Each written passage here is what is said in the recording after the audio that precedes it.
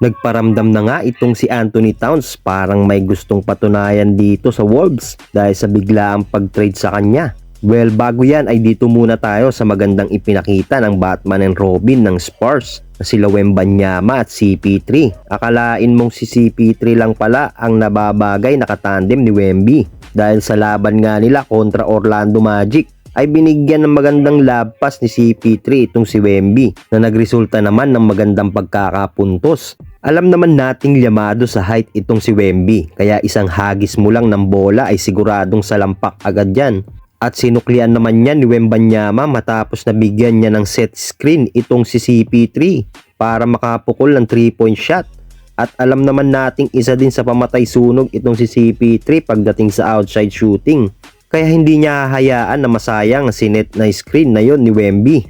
Gandang pasa naman ni CP3 dito kay Wemby upang makabuelo para mauwi sa driving dunk nito. Tila nakakuha na ng magandang tandem itong si Coach Popovich. Tila uulitin ang tandem noon nila Parker at Tim Duncan. Paniguradong may ububuga na itong Spurs sa ngayong paparating na NBA regular season.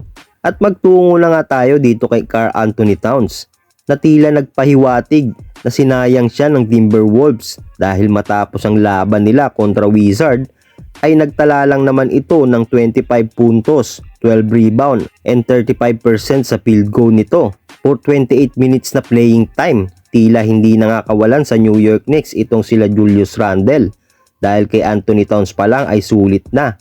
Well, hindi naman nakapagtataka ito dahil itong si Karl Anthony Towns last season ay nag-a-average lang naman ng 21.8 points per game at 8.3 rebound per game at 3.0 assist per game na may player impact estimate na 14.0. Kaya malamang na hindi na din lugi ang New York Knicks dito mga idol. Kayang-kaya na makasabay na maging contender dito sa East. At isa lang naman itong si Towns sa nagdala sa playoffs dito sa Wolves last season dito sa West. Well, nakuha lang naman ng New York Knicks ang panalo kontra dito sa Wizards sa final score na 117-94. Pinangunahan nga yan ni Anthony Towns at Bronson na may 25 points at 23 points. Lakas din ang tandem na ito. Samantalang sa Spurs naman versus Orlando Magic ay panalo nga ang Spurs sa final score na 107-97. Pinangunahan niya nila Stephon Castle na may 17 points, 4 assists and 2 rebound. At ni Wembanyama, syempre, na may 11 points, 4 assists and 9 rebound. Kaya anong masasabi nyo dito mga idol sa performance ni Anthony Towns this preseason at sa magandang tandem nila CP3 at Wembanyama?